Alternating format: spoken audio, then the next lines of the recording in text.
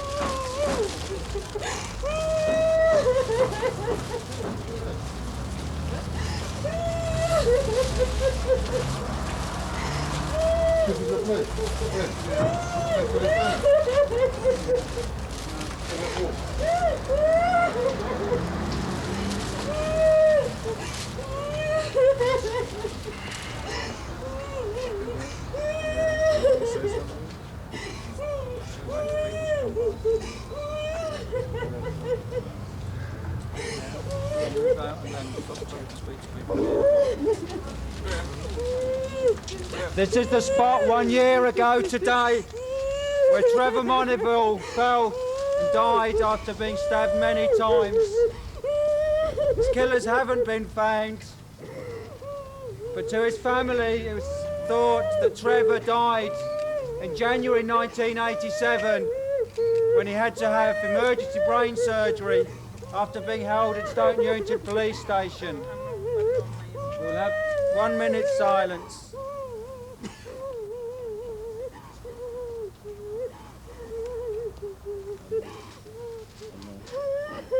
And then 1 minute, please.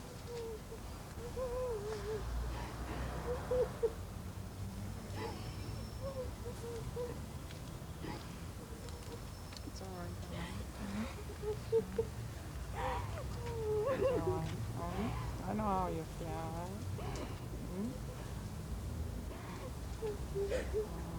It's all right, We now march on to Stoke Newington police station to lay a wreath in memory of all those that have suffered and died in police custody anywhere in the country.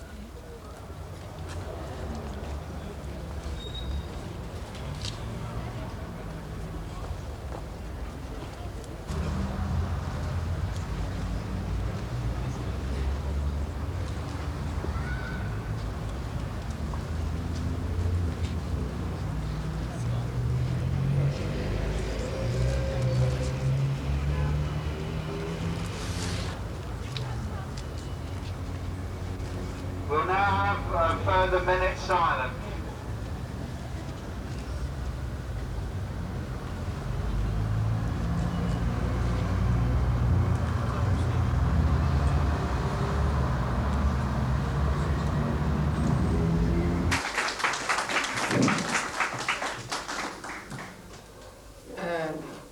I want to welcome you to this evening tonight on behalf of the Kurdistan Solidarity Committee and the Kurdish community here in the community center, both in the Hackney and in the Kurdistan Workers Association. And I also want to say a very big thank you and pay tribute to the work of the Colin Roach Center and the Hackney Community Defense Association, because they have played a vital part in uniting the local community, as we just heard, in the defense of victims of the British state. And the Kurdistan Solidarity Committee is, of course, very aware that it is not just the Kurdish community which is now attacked on a very intensive scale by the British state forces. We have about 5 Kurdish people in prison at the moment, and we have the mother of one of the prisoners today in the audience. But there's a whole history of victims of British injustice and British state brutality. And we want to pay tribute also to the families who have stood up and fought the British state. And of course we are building on this history, and we are very proud to be part of that, because it will be absolutely necessary to build the unity across all the communities, in particular in Hackney, where there is people from the West Indies, from Africa, from all parts of the world. So we really want to stress that without this unity, we are not going to defeat the British state forces and the British police, of course, in particular. Just to tell you a few words about the persecution and the criminalization of the Kurdish people and our campaign to defend them. We have set it up in November last year, and we are trying to build also a unity across all sections in Britain, but not just in Britain, in Europe, because the persecution started, of course, in Turkey with the war against the Kurds and the genocide of the Kurdish people, where the Turkish state has tried for 70 years to extinguish anything that has to do with Kurdish culture and Kurdish ethnicity. But there are, of course, states in Europe who fully collaborate with the policy of the Turkish state. And one of the major states is Europe. In Europe is, of course, Germany. In Germany, we have about 400 Kurdish people in prison. And we had 4 years ago a major trial which went on in Düsseldorf, and where 18 people were criminalized, and because of lack of evidence, every one of them has been set free. And in the course of the past 2 years, and specifically in the last year, an intense campaign also started here in Britain. And we are now very concerned that people are aware that this persecution will go on a Europe-wide scale, from all forces of the state, including the police, the MI5, Special Branch, Europol, you name it. Therefore, it is really vital to have this base support, to have the strengths built up from the base upwards, and to put all pressure possible on governments. So I want to finish here, and I hope if you are at all interested in this campaign, we have a number of leaflets on the back, we have petitions here, and as I said, we have the mother of one of the prisoners here, and maybe in the course of the discussion she might say a few words about the position of the prisoners in the British jails. So thank you very much.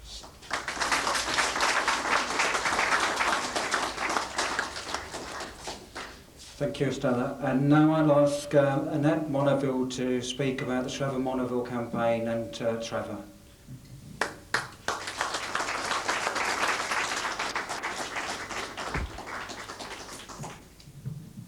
Good evening, ladies and gentlemen. I would like to repeat what the first and second speaker said. Thank you for being here this evening. I'm here on behalf of my family, and that is to give you an overview of Trevor's life. Trevor, as we know him, is a considerate, generous, affectionate person.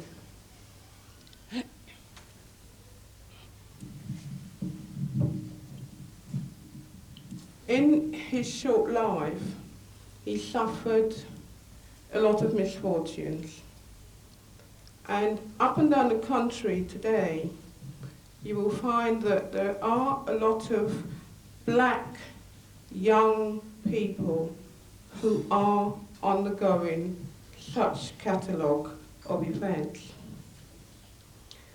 In 1987, Trevor, my nephew, he went missing. And we were a bit concerned about him. The reason for that is because he had just come out of a prison sentence. That was about 6 months.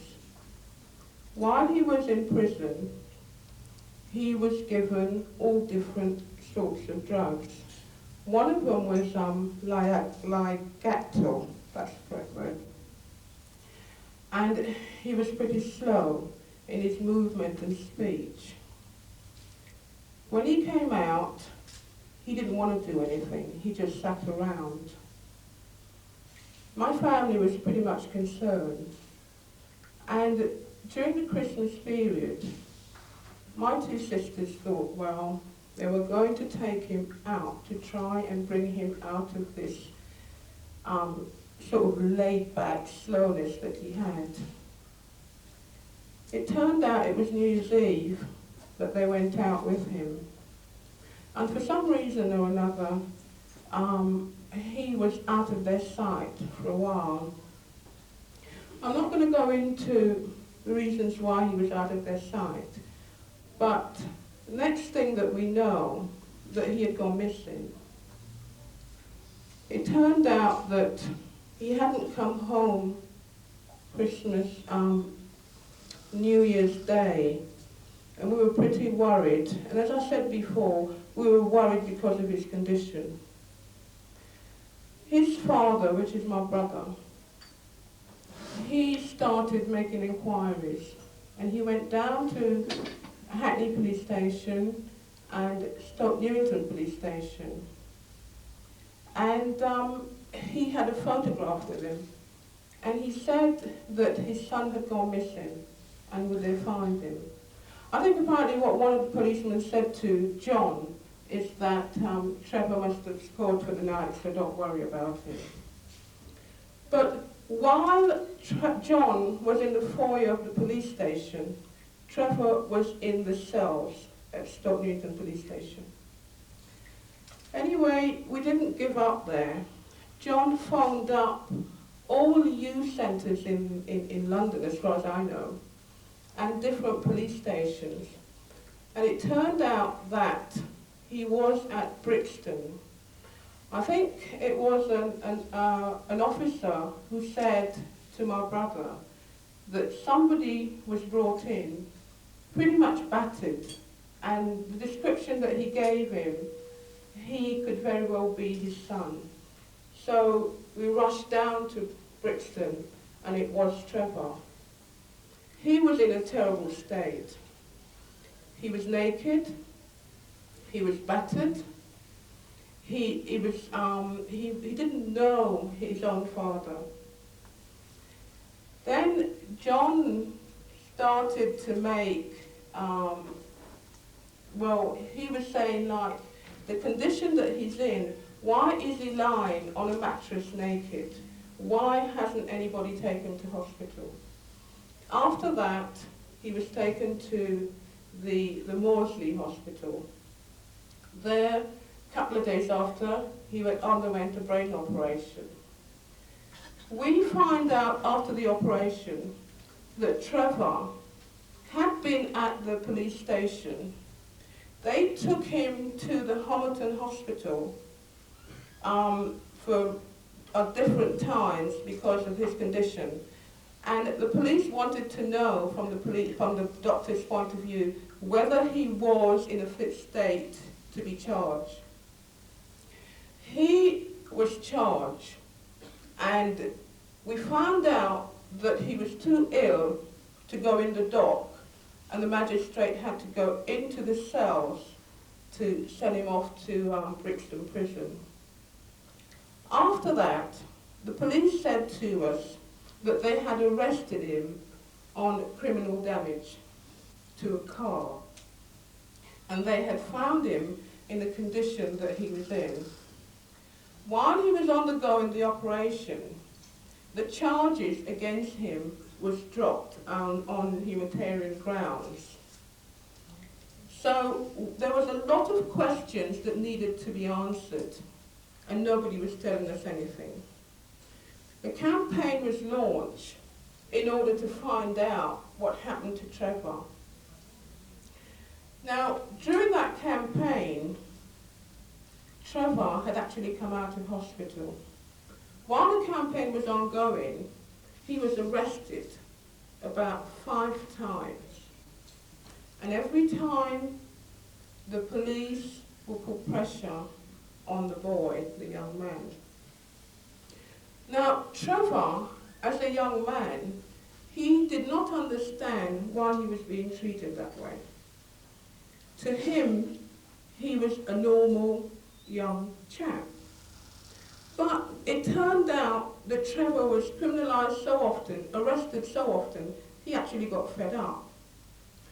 During the campaign, after he was arrested for so many times, we launched together some money to send him off to the West Indies. He went to the West Indies to recuperate, well, to be away from police harassment. When he came back, it started all over again. And it went so deep that my parents, at the time, my father was 80, my mother was 75. The police came to the house. They harassed my parents. They dragged my father and my mother outside. My dad, he was in his underwear, arrested them, took him to Hackney police station, and they charged my mother. They had come to the house because of a telephone call that my mother had made to the police station reporting an accident. When they came, they said my father was the driver. That wasn't possible because he's a sick man, he's a diabetic. Anyway, they wanted to breathalyse him, and he was not prepared to be breathalyzed. So they bundled him really in the police van. My mum, she was on the ground, her legs up in the air, and her back, which is the spine, was more or less on the edge of the pavement. There was somebody, it took about 6 police vans to come to the house, and there was somebody who was passing to say that, why are you treating these people like that? The police said to the person, fuck off, you don't know what they've done. Anyway, this man, he is a normal citizen. And I don't think he would have been concerned because, as an onlooker, what he was concerned about is the fact that the police had sworn to him. So he was pretty much prepared to make a complaint against the police. During the course of this evening, we spent hours at the police station waiting for my mum and my dad. And I had to go with a blanket to put over my father in order to take him home. They came to the house to breathalyse him, and he was at the police station, and they never breathalyzed him. My mother was strip searched. A 75-year-old woman was strip searched. She was ridiculed. Anyway, it turned out that through the Monerville campaign, and I would like to say the Monerville campaign was a movement that started because there were no known organisation that could help us when that happened to us. We can say that the campaign was successful in the sense it highlighted all the catalogues of events that happened to our family.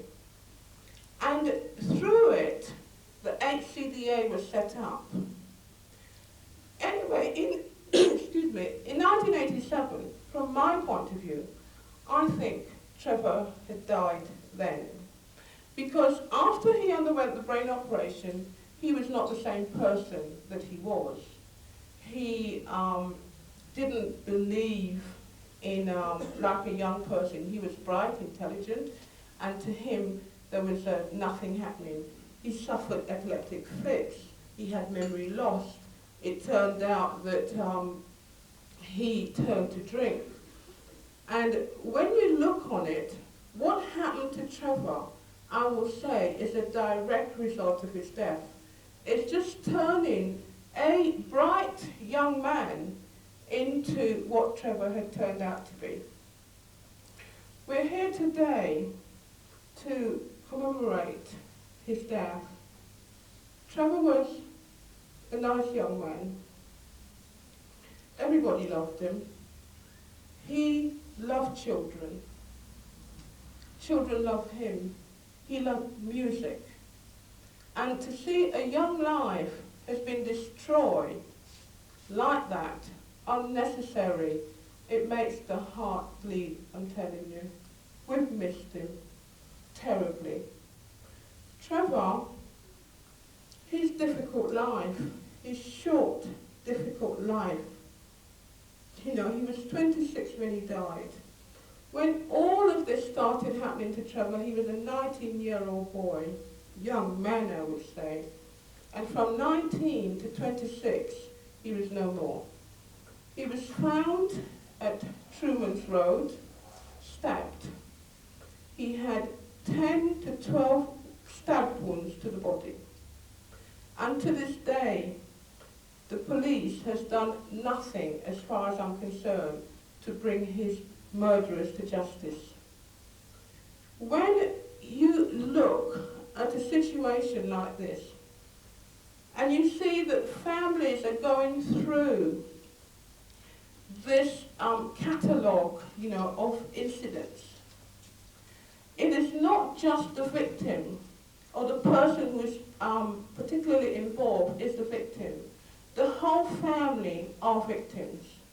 Because your whole life turned upside down. You are not the same person anymore, and that goes down from the top to the very bottom. We are suffering. We are very much suffering because of the way, because of racism, I'd say, in this country. And because of the way that the police are allowed to say that they are above the law. With what's going on, nobody is safe. It can happen to anybody. Do not think that this problem is just an isolated problem. It is a problem to every mother who's got a husband, who's got sons, to families, uncles, and nephews, and it affects the whole family. We're here, which is the first memorial for Trevor, and we're hoping that it's going to carry on over the years. As Graham said earlier on, that it's the 8th anniversary to commemorate deaths in custody. But this is the first for Trevor. Now, I would like this evening that if people would give a donation in the sense that this work can carry on. What is very significant here tonight is the fact that a lot of cultures are coming together. We are fighting the same cause, and in order to beat this, we've got to unite. My family has lost a member of our family, and it is up and down the country. What I would say, I'm getting a little bit disturbed really. Give me a moment.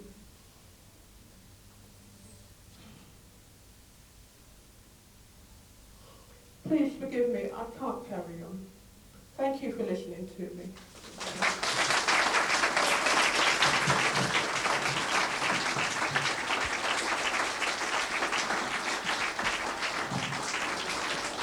Thank you very much, Annette, and I must say that for those of us that worked with Annette back in 1987, she was a tower of strength then, and she has been throughout, and a great fighter for justice.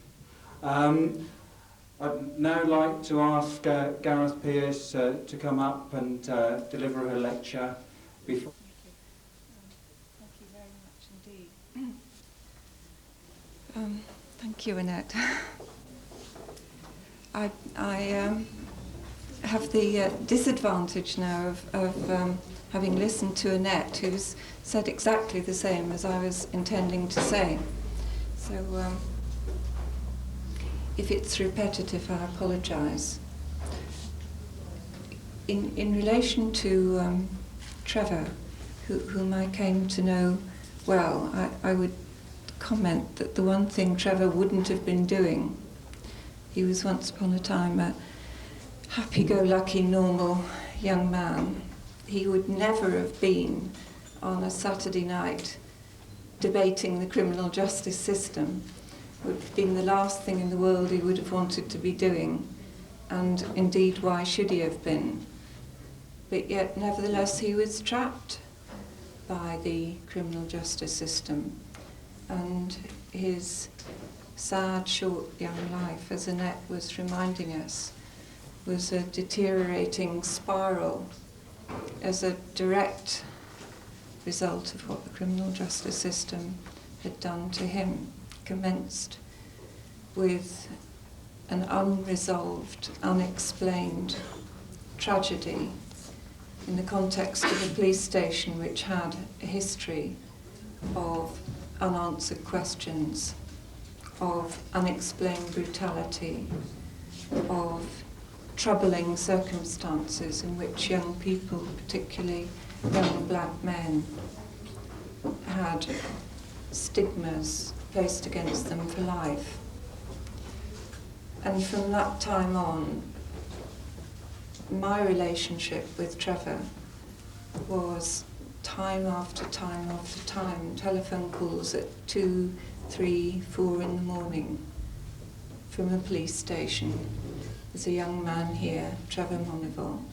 The most extraordinary range of reasons for being in a police station. From time to time it was that he'd been riding a bicycle, a push bicycle, and suspected of not being in proper control of a push bicycle. If he went out in a car, you could be sure that within 5 minutes of going out in a car there would be police onto him. It was one thing after another, and it didn't bear scrutiny. There was case after case. Disappeared, was dropped, he was acquitted. But they didn't let up, and they didn't stop. And he was an extraordinarily troubled young man by the end. It was a definitely downward spiral.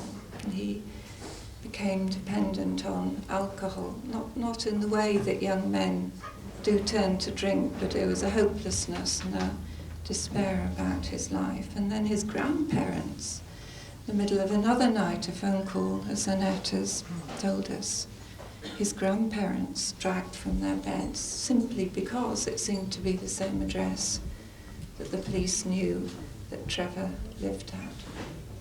Now, is this a unique story? Was there something just incredibly unlucky about Trevor, or is it something that is central to our criminal justice system?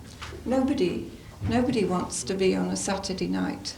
It's not just Trevor and what he would or wouldn't have been doing. It's nobody in a society should have it as an urgent enough topic on their personal agenda that they turn out, as you've turned out tonight, to consider the nature of policing, the nature of the criminal justice system, and indeed in our society, in our country. We have had the kind of historic opportunities for grappling with emergency situations that have presented themselves, that have provoked a reaction by communities. It should have been resolved by now, could have been resolved by now. But the fact that it has not been resolved by now leads me to suspect and fear that our opportunities for resolving our crises with the way in which we're policed and the way in which our government approaches the human rights of the individual, that our opportunities here may have gone and we may not recover them again. The first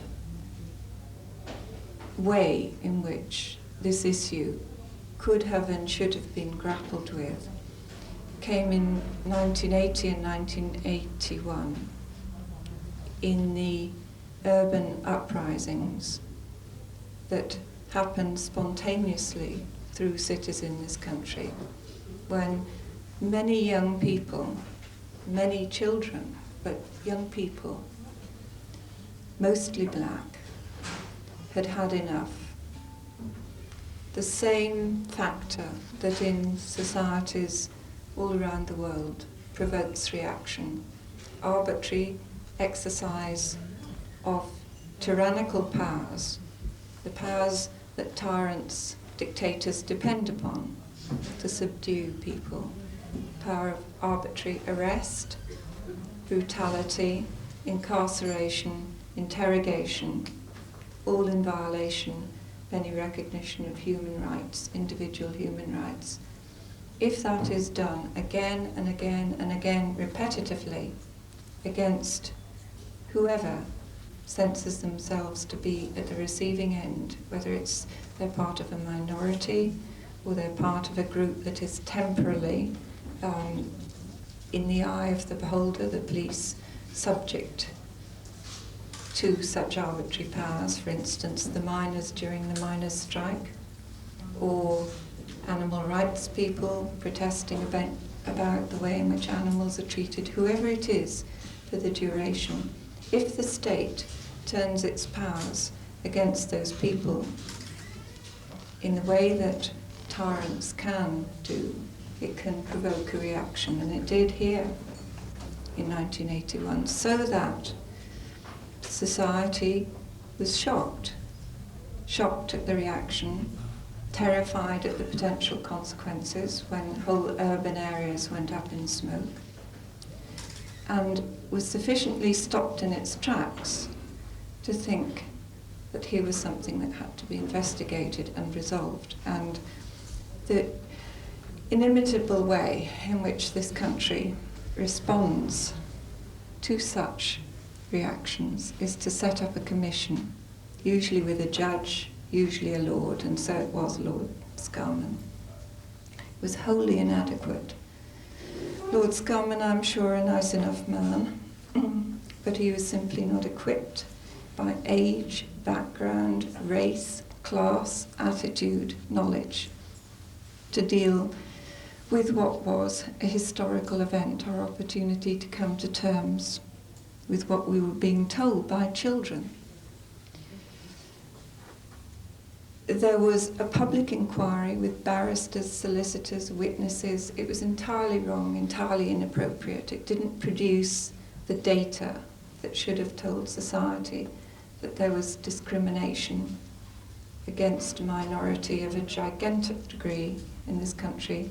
There was rampant racism, and that it was this and this alone, plus untrammeled exercise of police powers, that was causing this. Instead, the findings were very limited, very weak. They suggested an independent police complaints authority, and they suggested that the police should be better equipped to deal with riots, and suggested that maybe there was the perception on the part of the black community that there could be racism within the police force. Those were the findings. Now, a little earlier, in another country in which I had lived, in the United States, there had been identical and even more severe urban uprisings. I don't by any means mean to suggest that that country resolved its racism, its use of arbitrary powers on the part of the police.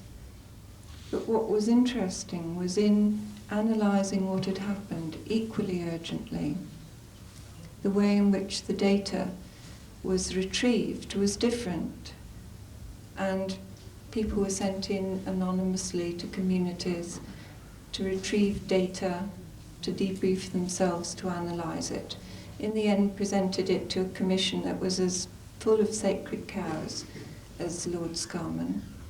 But yet the data was unarguable, and Lyndon Johnson, who had run repeatedly on a racist ticket in his career, was forced to look the nation in the eye and say on television, we are a racist nation, we are steeped in racism, we have created the ghetto, and we have to take urgent national steps to analyse what we have done in the name of racism.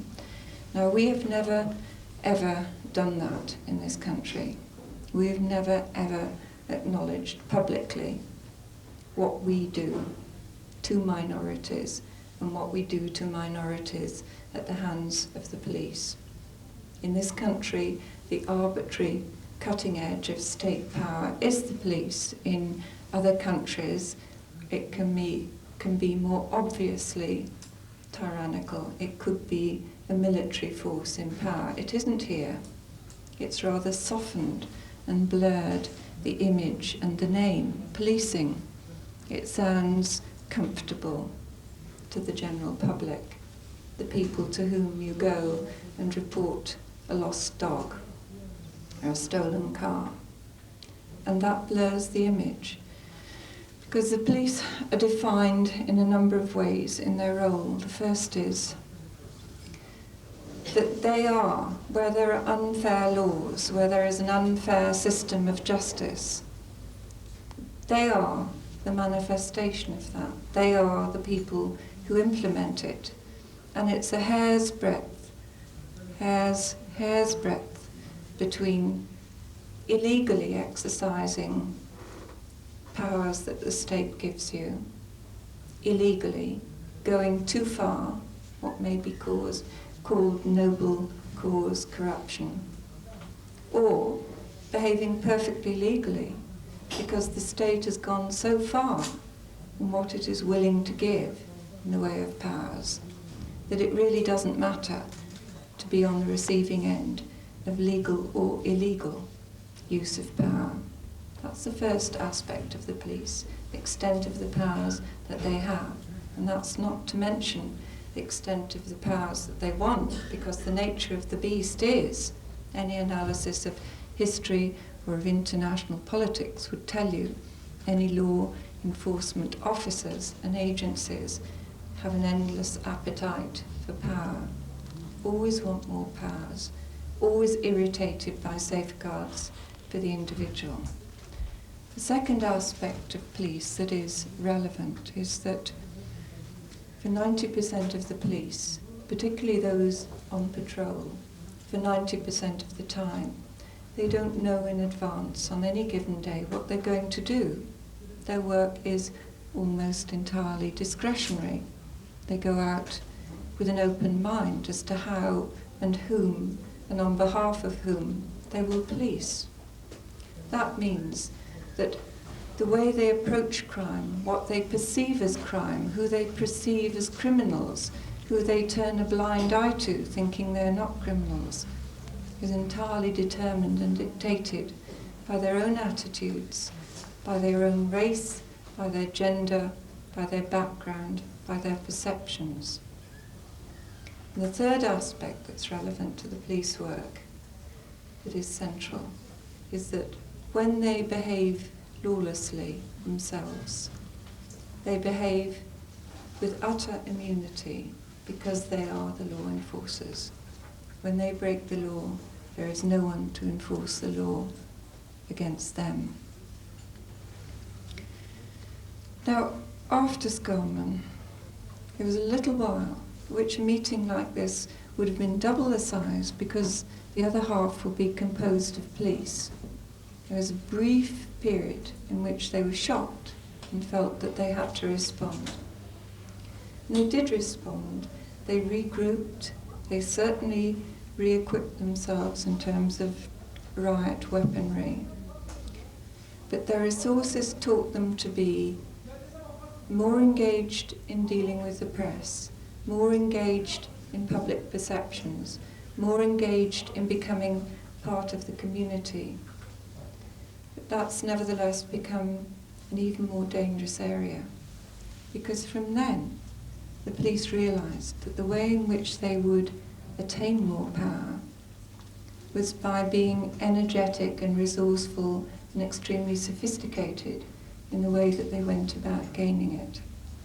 And so the police, post-Scarman, moved into communities, decided quietly behind closed doors with councils who would be given grants, perceived who the community was, and actively and militantly stated that they were policing on behalf of those communities.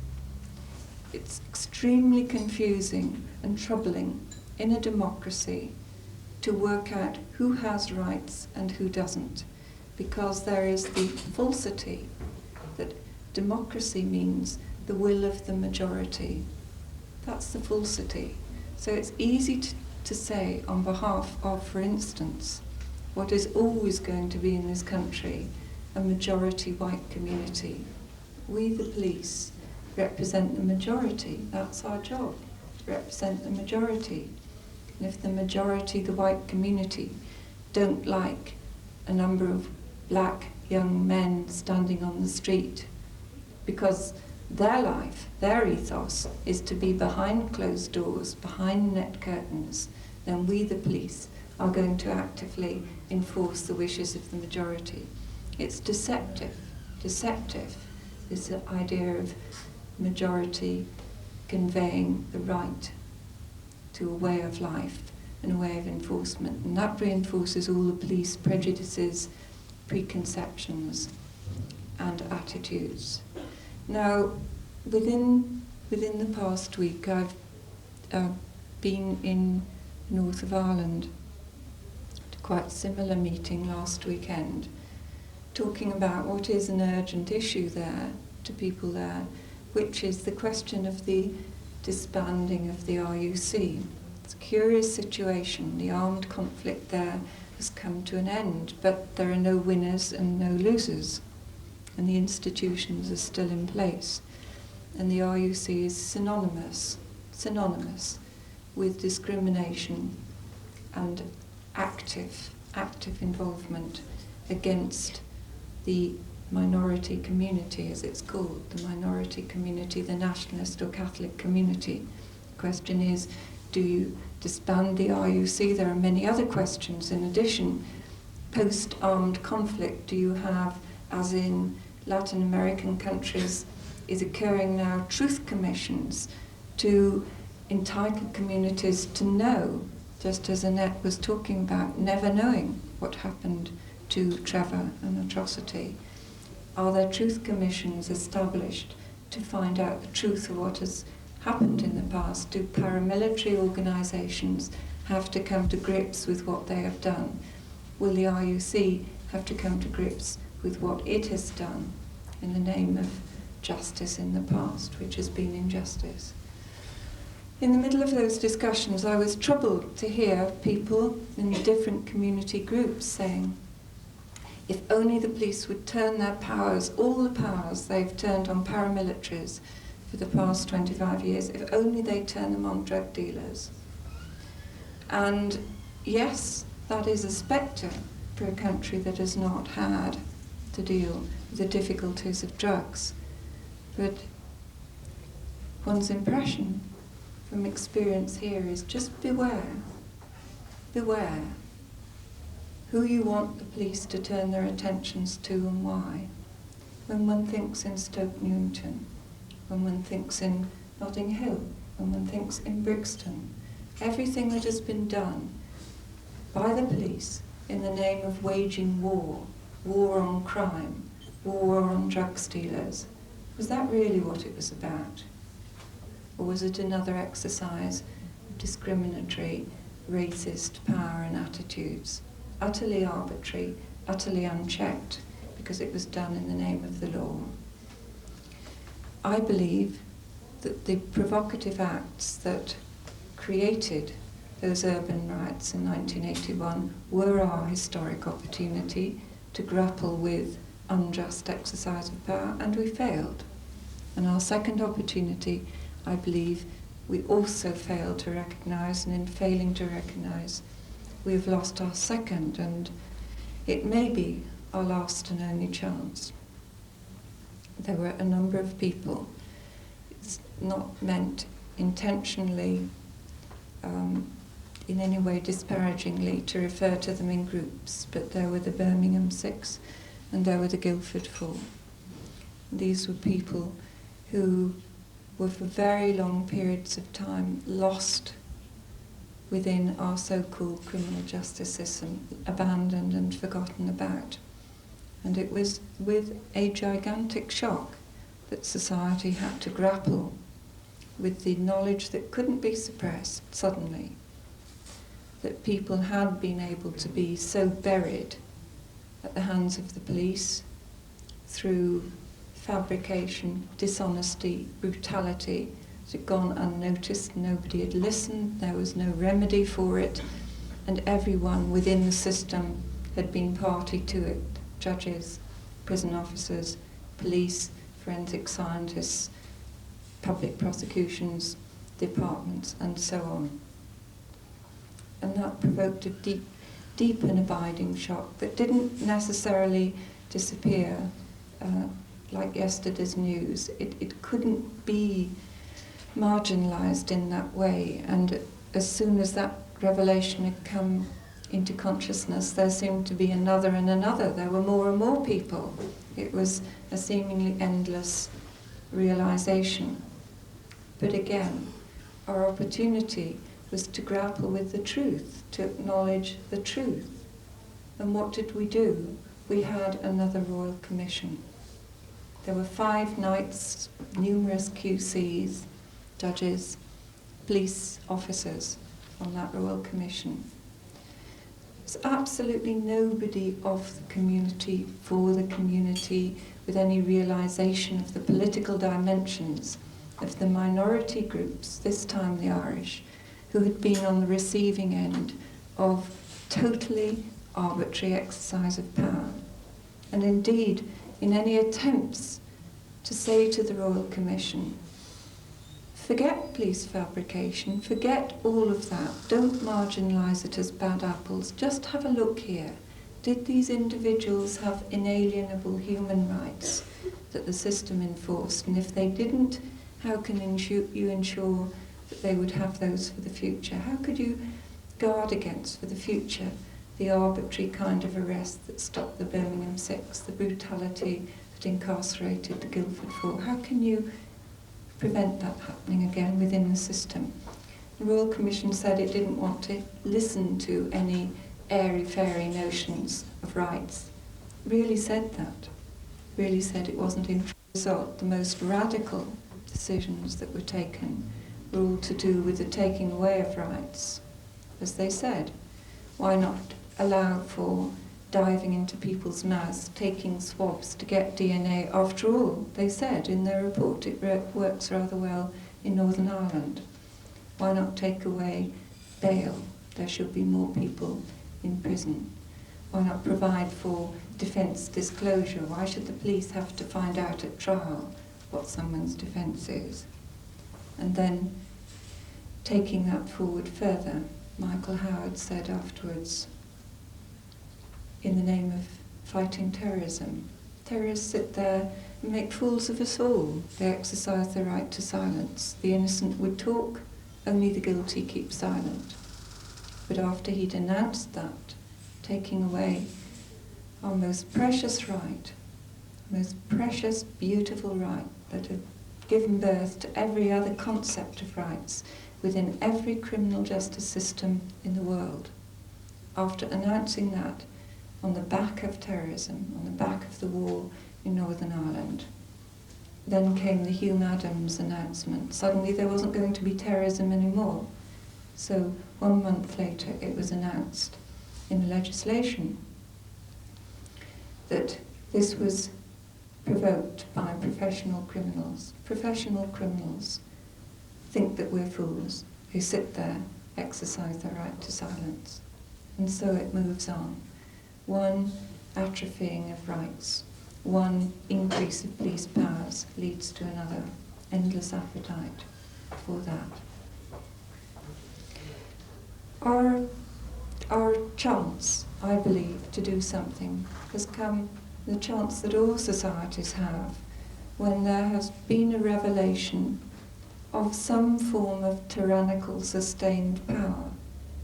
That's what provokes revolution, that's what provokes wars, and at the end of wars, societies reassess themselves to work out how that will never happen again. I believe that these were our two recent and possibly only historic opportunities to reassess the exercise of arbitrary, discriminatory power. We failed on that. But even worse than that, we're now teaching, we're making it our mission to teach the rest of the world how to do it. The end of World War II, the whole ethos of the international community was to say we are to police each other.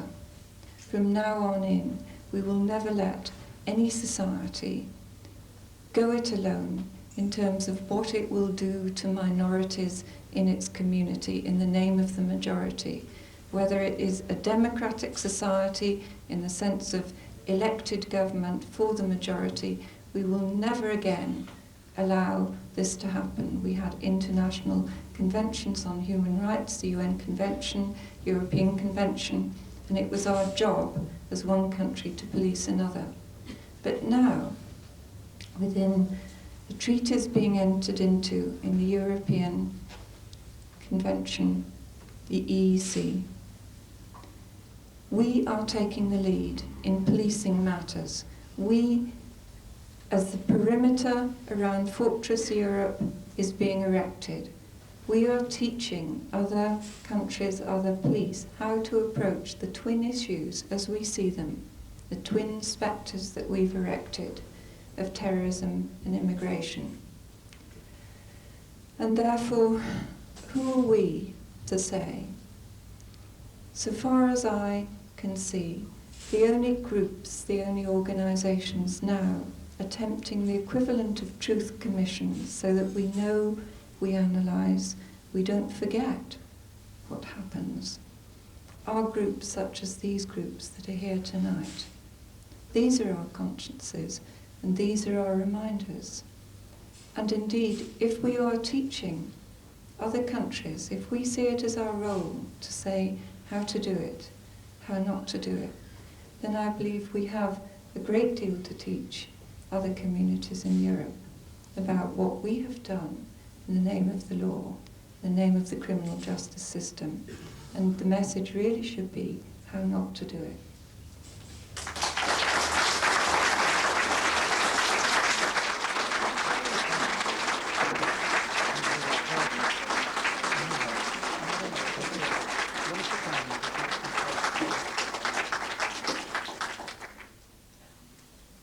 Sit down for the questions, I think. Are there any questions? You've stunned everybody, Gareth. No questions? To the front, I think.